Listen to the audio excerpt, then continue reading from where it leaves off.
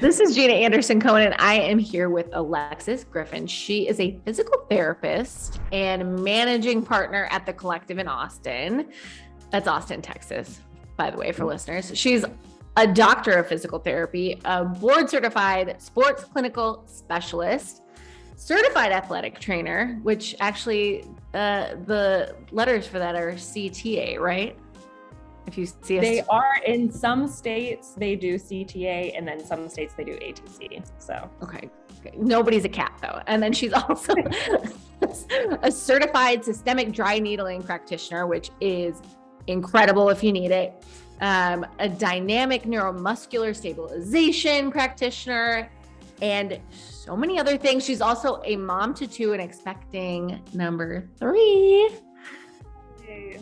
Alexis, thank you so much for joining me. Today, we're talking a lot about movement while expecting and also after baby, which is something you've done before.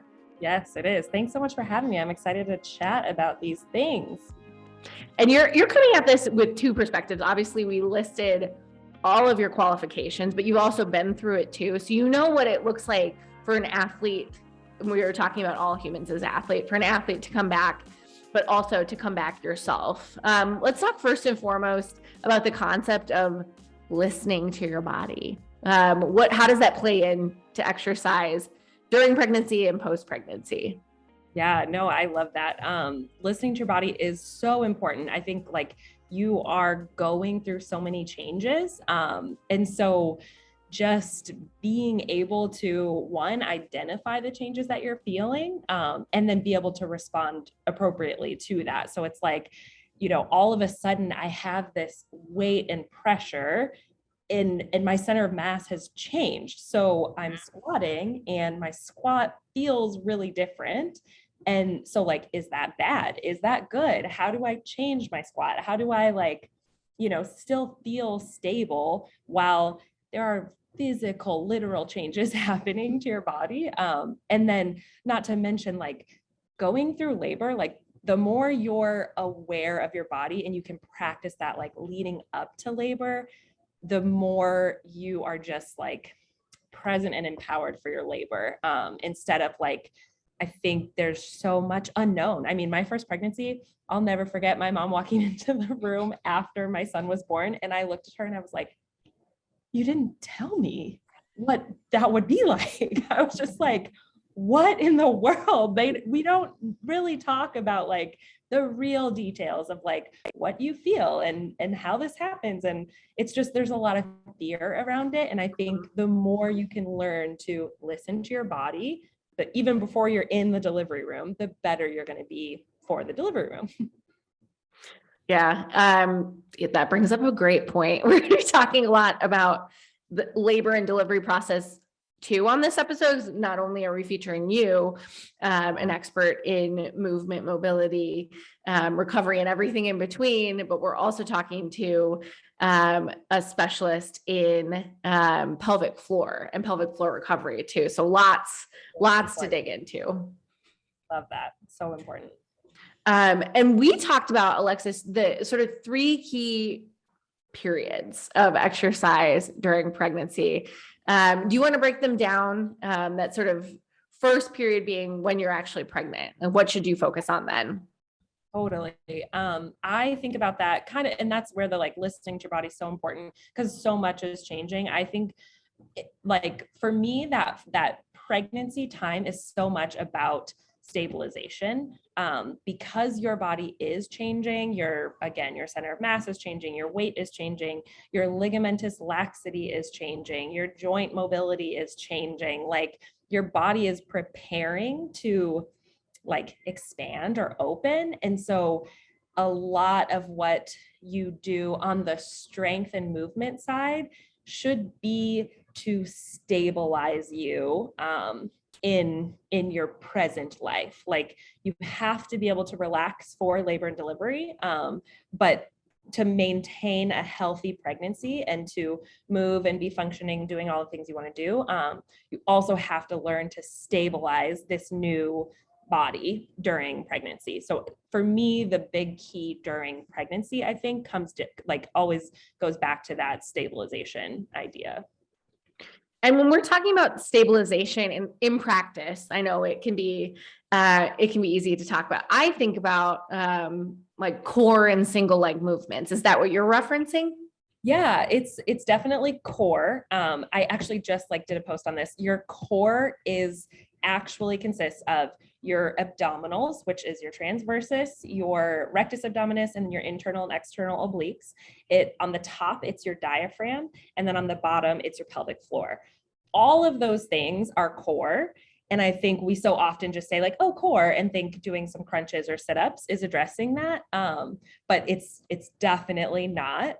So core stabilization is really important. And then specifically for women in pregnancy, your pelvic stabilization becomes important. So one of the things that, depending on how your body's feeling, one of the things that I will often cut out early are single leg activities actually, and move to a double leg base, or maybe like a kickstand position or a half kneeling, something where there's 2 points on the ground still. So you're offering 2 points of stability for your pelvis, but you can still play with like your weight shift and center of mass there. But sometimes single leg activities can just introduce too much instability in your pelvis, and that can be difficult. That's really interesting. That makes a ton of sense. As you were saying that, so for the listener at home, Alexis knows this, but I came back from a big abdominal surgery or a GI surgery. And instead of going straight to single leg deadlifts, I'm still doing kickstand deadlifts to this day. Okay. Okay. I like that for us. I like that for us. So, okay. Stabilizing in that first phase when you're pregnant, anything else you should be thinking about? Well, let's talk about laxity actually. Is laxity, are we just hyper mobile in that phase? Yeah. So literally like relaxin is released in your body leading up to pregnancy to help your pelvis expand. So laxity is a good thing because it's going to help the baby be born, but too much of it can really start to cause like, you'll see obviously that belly will start to pull your lumbar spine forward, and the laxity that you you could get some extension problems in your lower back, or you can start to get some SI joint shifting or movement that is painful because now you have more laxity in those ligaments. Again, your body needs it, but that's why like the stabilization piece with all of those physiological changes is really important leading up to pregnancy, which brings us to that second stage of like, okay, had the baby, and now like recovery. Like I think so often we just want to rush to like, okay, get back, but there has got to be, if you hear anything I'm saying, like as a pregnant woman, like you have to recover, and that has to be intentional. That recovery piece feels, especially if you're used to being an athlete, used to being super active, it can feel really like remedial or redundant or boring. But there are some key things, like if you don't reconnect with your pelvic floor and learn how to control some of the pressure that has now been like experienced in your pelvic floor, like you can have some really serious issues down the road. And that's not at all to be fear inducing. It's just to say like, you have to be intentional about your recovery time. So that for sure for me is like that second phase, stabilization, and then we recover. And then that phase recovery, that is depending on if you have a C-section or not, can be how long? 6 weeks to 3 months? Right. I think like, American medicine, which is another soapbox, we generally, women are like recovered and cleared at 6 weeks. You go to the OB and you're cleared, and they like never, even look at you, and they just say, oh yeah, you're fine. Your uterus looks good. So in my book, I would say like, first of all, tissue healing takes a long time. So if you had a C-section, you're for sure at 8 weeks of tissue healing for recovery. But then it really, you can kind of talk about your recovery based on your ability to control your core, that again is your diaphragm, all of your abdominals and your pelvic floor, to withstand like standing, sitting, squatting, bending, breathing, like really restoring your rib cage movement in your breathing, and then just lots of isometric contractions and just like muscle activation. I think of recovery as like time to reassociate like with your body, because it's going to feel a little different. Yeah. And you're also, caring for a human. Oh, I completely, how could I forget? You now have this infant that is either always on you, or you're nursing, or you're, feeding, and you're definitely not sleeping, and you're just like readjusting to this new, incredible, wonderful, difficult world that you've entered. Oh, delightful. Okay, so we've gotten through the recovery phase. Yep. We're gonna call it 8 weeks generously. Yeah. And you're cleared for exercise, but actually you're recovered for exercise. Yep. What should be the focus in that phase? Yeah, so I like to think of that as like a reintroduction phase. So it's like you don't just pick up where you left off, because again, like you are a new human stepping into this new space. You're a mom of 1 or 2 or whatever, and your body, had a specific stress on it for 10 months. And so now, like, you are reintroducing, like, okay, now what does it feel like to squat today?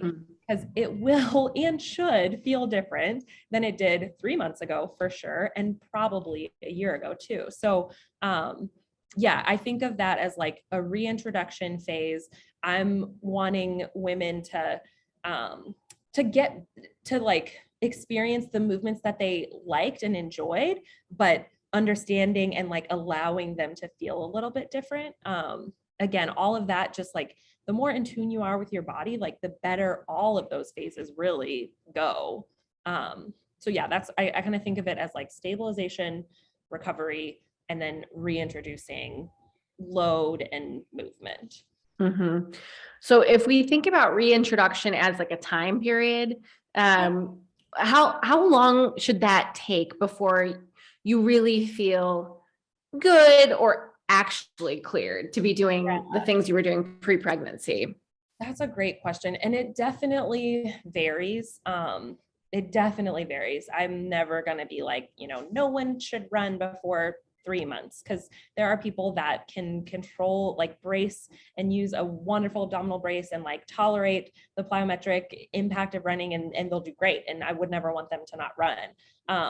But there are people that also like their body has like not cleared the relaxin as well, and there's still too much instability. And so if you go to a lot of high intensity plyometrics, like you might be, reintroduced, or you might be experiencing or risking other injury. But in general, I would say like walking is great, and you should, be walking in the hospital as soon as you can. And then, so walking, I'm not really including in that. Walking is part of your recovery, but about 12 weeks, you could think about like being back in a gym environment and maybe putting some kind of load in your hands. I would probably say it's a lighter load. I would say the load is closer to your body. You're not doing like long lever lifts yet. You're holding like a weighted med ball or a kettlebell to your chest. Or you're doing overhead carries, or things that are just, again, like super focused on core stability and just body awareness, and then mechanics for sure. So about 12 weeks, 3 months, I think I would feel comfortable as like a generalization. Comfy generalization, but it also sounds like with lots of pluses and minuses in both directions, like depending on who you are and what you've been through. Absolutely. And I'm a big fan of like, we're doing the movement far like long before we're loading it. So you're really like feeling confident with the movement pattern. You're clearing up any like isolated joint restrictions or mobility issues that you have. And then you start kind of creatively adding load. And then the plyometric piece, and that's running. Running is a plyometric activity. So that one is really so variable. You've got to have you've got to have a certain amount of strength to tolerate running. But you've also got to have some stability. So if I would say that probably depends a little more so on like, how long did you run through pregnancy? What is your, running history, all of that stuff too. Oh man, humans are so complicated. Okay, so before I have 3 more major topics to tackle, but the first thing I really want to talk about is how we set goals as human beings postpartum. I know it's so easy to get caught up in like the fitting back into my pants kind of goals, but what do you sort of look at as a good goal for someone coming back postpartum? Yeah, that is really such a good question. And it is so hard. I'm a physical therapist and like supposed to be objective and measurable and, all of those things in my goal writing. And when it comes to like making goals for myself, that's hard. I'm like, well, I want to wear those clothes or whatever. But yes, postpartum, I think like for sure walking is an easy goal. Like I'm starting off with like, okay, I'm doing a 10-minute walk every day or every other day, like whatever my walking goal is, that one I can monitor really easily for progression. I think another one is really like should be so functional. Like I am bending over to put this baby in the crib, 35,000 times a day. And I always get this weird like twinge in my back when that happens. So like, okay, can I figure out how to do this repeated bending movement without any pain? That is a huge goal because that's like, again, so functional. It like will impact how you're moving throughout that recovery phase. Another one is like seated posture. If you're nursing or bottle feeding, you're probably sitting down a lot. So if you have any discomfort in those seated postures, it's like, okay, can I figure out what are the stretches that help me after those seated posture stints? What are the stretches that help me feel like back to normal or improve my posture?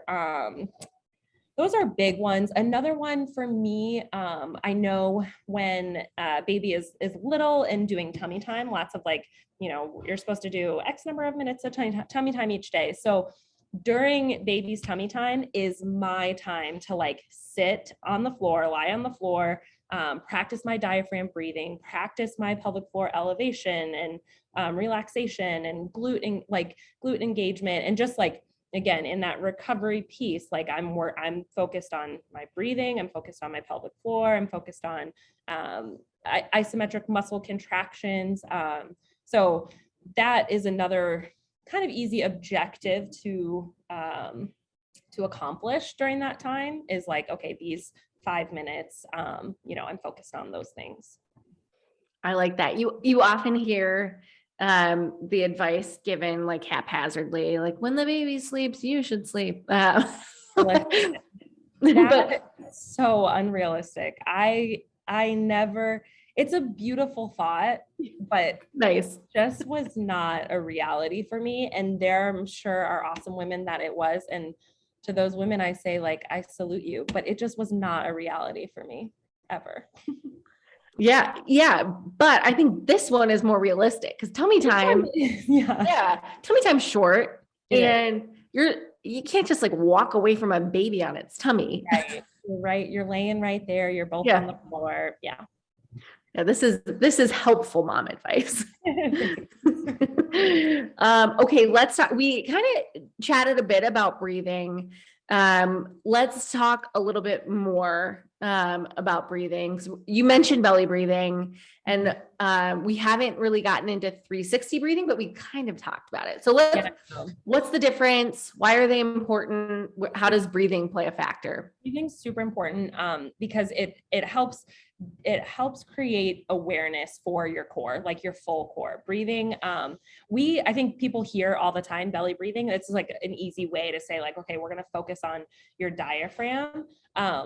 Belly breathing often you'll see people like put one hand on your chest and one hand on your belly, and you're looking for that like belly expansion. Your chest hand should stay still. Your belly hand should move. The only problem with that is it kind of like draws our attention to the front of your abdominals. And oftentimes many women will have a diastasis after pregnancy, where actually the linea alba, or the middle line of your core, your rectus abdominis, splits, and there's space there. So we actually don't want to encourage just this anterior posterior expansion of breathing. The diaphragm is shaped, it's a dome. So it goes, 360 degrees around your rib cage. So we really want to focus on the full circle expanding, not just anterior posterior, but you should actually be able to laterally expand your ribs and even feel like your back body expansion when you're using that diaphragm breath. So I totally get it. And I'm not like trying to harp on people that say belly breathing that they're wrong. I think we just need to be mindful that we have to breathe that full 360 degrees around. Otherwise, we might be just further kind of weakening that area that's already been stressed and kind of split in your diastasis. So yeah, that's what 360 breathing is. So is there a helpful cue, if you've been taught to belly breathe, to transition from belly breathing to 360, or a helpful sort of like way to find it? Totally. I wish I could like move my camera and things, but, or I could just like send everybody a stick drawing. But if you're like lying on your side, and you put your top hand on your rib cage, just right underneath your rib cage, because we're really wanting your lower ribs to expand. Yeah. So think about, if you're lying on your side, everything's kind of relaxed. You take a big inhale, you should see your hand, Gina, kind of move away from your body as you expand laterally there. Sometimes it's helpful for people to cue and feel the side that's in the ground. And you can kind of even say like, okay, feel the pressure of your rib cage against the floor. And now you're trying to breathe air into that side body. So you would feel more pressure on the floor. And then sometimes I'll have people take like a small towel roll and place it in their back, like kind of lower than where your sports bra would be. And say like, okay, if you're lying on your back, you're trying to breathe pressure, or like get movement down at that towel. So it's just very tactile in nature, like kind of giving you a cue to know where to breathe into.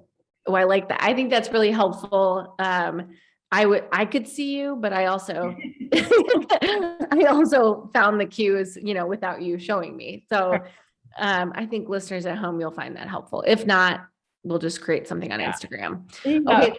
Last thing before we go, Alexis, let's talk through the muscle groups that kind of change. You've mentioned them throughout, but let's give a quick synopsis before we go. The muscle groups that kind of go through stress during pregnancy. So you talked about low back. Where does the pain come from? Yep. I think it's just easy to think of, like, we can all imagine a big pregnant belly or a big beer belly, right? Like that's super forward. And imagine what's happening in the back. That person is pretty arched in their back. And so if you think about those lower lumbar vertebrae, they're compressed in the back. There's we call it extension-based pain. And so helping people get out of extension, find whether it's positional, like we put you on your back and we lift your legs up. And that gives you some relief, which, late into your pregnancy, you can't really sustain that posture for a long time. So then, maybe that's side lying, or that's just teaching you how to elevate your pelvic floor and pull your pelvis into a posterior tilt to give you some room or relief of that extension-based pain in the back. But that's the most common presentation of low back pain during pregnancy, for sure. And if you're listening at home and you didn't play around with the tilt of your pelvis, I don't know who you are. All right, let's talk about one last major shift that we haven't mentioned before. There's some changes to the abdominal walls, the pelvic floor. Let's talk about that descended pelvic floor? What does that mean? Yeah, again, it's, for the purpose of delivering a child, that's a great thing. We need your pelvic floor to descend. We need the baby to come out. But then afterwards, we need that to start to give you support again and elevate back to kind of a normalized like tension or posture. So just the idea, we've kind of talked about it in relation to other things, but it's the same idea as like the ligamentous laxity that we need at one point, but then we need some amount of stiffness to return. So we need your pelvic floor to return to a normal, like healthy resting tension so that it can contribute to the whole, again, because your pelvic floor is part of your core, it can contribute to the core stiffness that you would develop to lift heavy weights or pick up your child or do, just functional life activities or athletic activities for sure. Amazing. Okay. Before we go, is there anything else we didn't talk about so many things? many things. Anything else you want to add? No, I just think that women are incredible. Our bodies are incredible. This experience is challenging and frightening and empowering. I said this to someone, like, I sort of feel like a superwoman when I'm pregnant. Like, I'm like, inside, I know that I'm about to do something incredible that my husband can't do. So I'm just like, I kind of feel like a badass. So yeah, pregnancy it's hard though. It's also terrible in some moments. It's all of the things, all of the emotions are fine. Find your support, like learn as much as you can, get to know your body, and just like be proud of being a woman that can, bring life into the world. Yeah. Shameless plug time. Tell us where to find you on the interwebs and social. You can find me on Instagram. It's mostly a family photo album, but I am starting to try to just do a little more content for pregnancy because, again, I do feel very empowered during this time in my life. And who knows, this could be my last pregnancy. So I also am just identifying that it's such a cool time in life too. So I would love to connect with other women that have questions, that are in this stage, that are thinking about this stage, all of the things. So Instagram is ar.griffin. And then you can definitely reach me via email. It's alexisrgriffin@gmail.com. Amazing. Thank you so much for joining me. Gina, thank you for having me. This is awesome.